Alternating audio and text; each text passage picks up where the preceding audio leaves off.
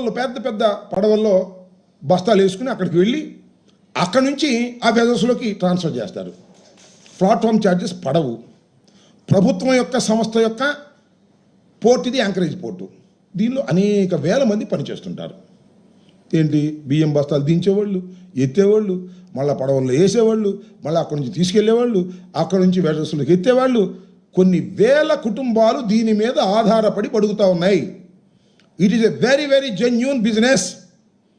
మధ్యలో PDS rice దొరబడతాడు, smuggling, వాడిని పట్టుకోవాలి. ఇక్కడ చేయాల్సింది ఏంటి, అక్కడ అధికమైనటువంటి పోర్ట్లో ఎగుమతులు జరగాలి, పీడిఎస్ రైస్ని ఫిల్టర్ చేసి పట్టుకోవాలి. ఇది సింపుల్గా చేయాల్సినటువంటి పని.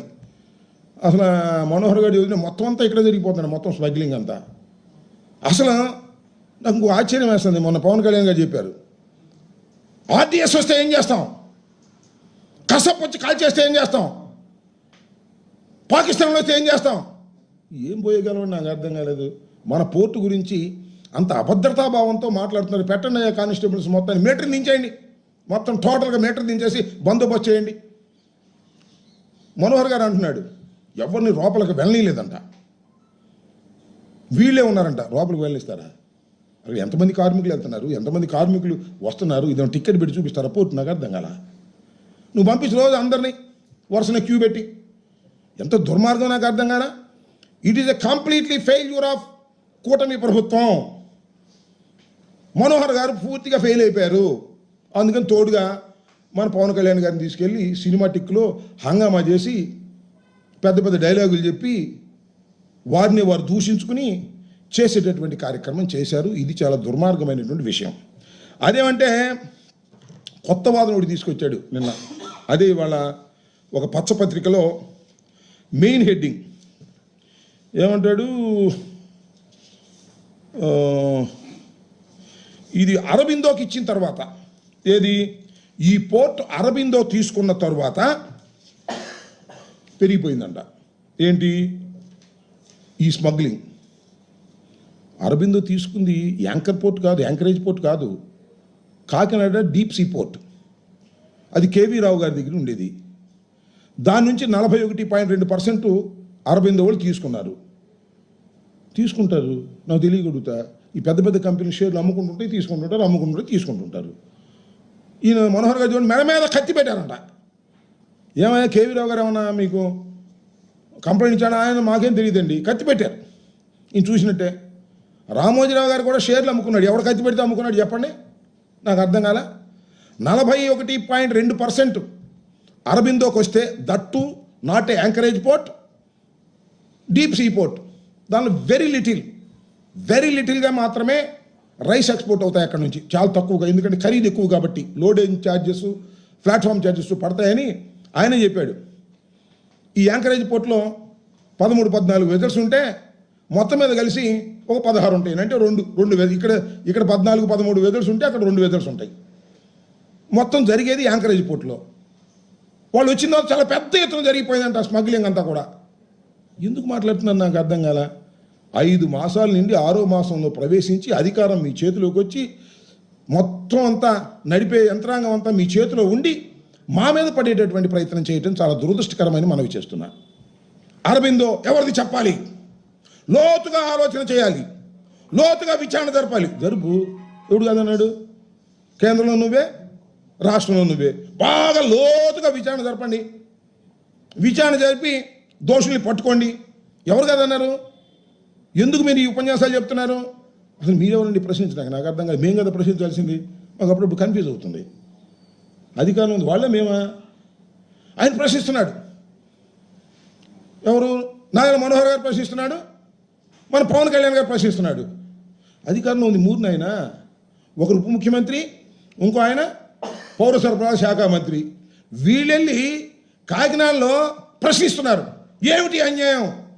పీడిఎస్ రైస్ ఎందుకు వెళ్తుంది? ఎవరిని అడుగుతున్నావు స్వామి? నీ చెక్ పోస్టులు ఉన్నాయి అక్కడ, నీ ఆధీనంలో ఉంది. ఒక పెద్ద డ్రామా, చేతగాని తనం, ఎదుటివాడి మీద మాట్లాడేటటువంటి మాట్లాడేటటువంటి ప్రయత్నం మీరు చేస్తున్నారు. నేను నిన్న కూడా చెప్పా, కాకినాడలోనే ఉంటాడు మన పౌర సరఫరాల శాఖ మంత్రి. ఎందుకంటే కలెక్షన్ కోసం నేను అంటున్నారు. Full collection. నేను మొన్న చెప్పాగా, 200 కోట్ల రూపాయలు రైతులు కాదు మిల్లర్స్కి రిలీజ్ చేశారు. 8% కాడ కొట్టేశారు. ఇది ఏ మిల్లోననే చెబుతారు. ఇది నా ఆరోపణ. సమాధానం చెప్పండి. సమాధానం చెప్పరు. సమాధానం చెబితే తీసుకోమని నిజమే కదా అని మిల్లర్స్ అందరూ వచ్చే పరిస్థితి ఉంటుంది. ఆయన అంటాడు, అసలు ఈ కాకినాడ పోర్ట్ నుంచి గత 3 సంవత్సరాల్లో ఎన్ని లక్షల మెట్రిక్ టన్నులు ఉత్పత్తి అయిందో చెబితే మీరు ఆశ్చర్యపోతారు. 1,35,00,000 మెట్రిక్ టన్నులు కాకినాడ పోర్ట్ నుంచి వెళ్ళింది. అది ఎంత అంటే 48,537 కోట్ల ఖరీదు చేసేటటువంటిది ఈ గత 3 సంవత్సరాల్లో జగన్మోహన్ రెడ్డి గారి పరిపాలన వెళ్ళింది. ఇది అక్రమం, అన్యాయం, ప్రజలు ఆశ్చర్యపోతున్నారు అని. నేను ఇంకోటి చెబితే అందరూ ఆశ్చర్యపోతారు. పవన్ కళ్యాణ్ గారు కూడా ఆశ్చర్యపోతాడు, మన మనోహర్ కూడా ఆశ్చర్యపోతాడు. అంటే వాళ్ళిద్దరూ ఆశ్చర్యపోవడానికి వాళ్ళకి తెలియకపోతేగా, తెలిసే ఉంటుంది. అందుకని ఆశ్చర్యపోరేమని నాకు అనుమానం. అదేంటో తెలుసా మీకు? మొత్తం ఈ రాష్ట్రంలో కాదు, ఈ దేశంలోనే రైస్ ఎక్స్పోర్ట్ చేసేటటువంటి కంపెనీ ఏదైనా ఉంది అంటే దేశంలో 3rd ప్లేస్లో ఉన్న కంపెనీ ఒకటి ఉంది. మన రాష్ట్రంలో నెంబర్ 1 ప్లేస్లో ఉన్నటువంటి కంపెనీ ఒకటి ఉంది. దాని పేరు పట్టాభి ఆగ్రో. ఎవరిదో తెలుసా? ఇది పయ్యావుల కేశవులు గారి వియ్యంకులది. పయ్యావుల కేశవులు గారు ఎవరో తెలుసు కదా? మీ సహచర మంత్రి, ఫైనాన్స్ మినిస్టరు. ఆయన వియ్యంకుడు మొత్తంలో నెంబర్ 1గా ఆంధ్ర రాష్ట్రం నుంచి బియ్యాన్ని ఎగుమతి చేసినటువంటి గొప్పవాడు. ఇంకోటి కూడా చెప్తున్నా, మొన్న మీరు స్టెల్లా అనే దానిలో పట్టుకున్నారు కదా, కలెక్టర్ గారు వెళ్ళి సీజ్ చేశాడు. స్టెల్లా అనేటువంటి వెజల్ని పట్టుకున్నారు. ఇదే గొడవ. ఇవాళ మీరు డీప్ సీలో ఉంది ఒకటి, ఎంవి కనస్టర్ వెజల్ పేరు. దానిలో 42,500 మెట్రిక్ టన్నులు ఆల్రెడీ పట్టాభి ఆగ్రో వాళ్ళు లోడ్ చేశారు. ఇంకా కొంత లోడ్ చేయాలి. రఫ్సీ ఉంది కాబట్టి లోడ్ చేయడం లేదు. ఈ రఫ్సీ కొద్దిగా తగ్గిన తర్వాత అది కూడా లోడ్ చేసి దాన్ని ఎగుమతి చేయబోతున్నారు నైజీరియాకి.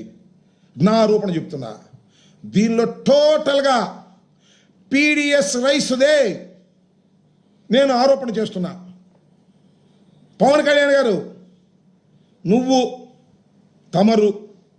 నువ్వంటే బాగు తమరు, నాదెళ్ల మనోహర్ గారు మళ్ళా వెజల్లో వెళ్ళండి, సీజ్ ది షిప్ అని చెప్పండి. శభాష్. పయ్యావుల కేశవులు గారి వియ్యంకుడిదైనా కూడా బ్రహ్మాండంగా పట్టుకున్నారా. నిజమైన నిజాయితీ పరులు మన పవన్ కళ్యాణ్ గారు, మనోహర్ గారు అని అందరూ ఆశ్చర్యపోతారు, మెచ్చుకుంటారు. ఇంటర్నేషనల్గా మీకు వచ్చేస్తాయి.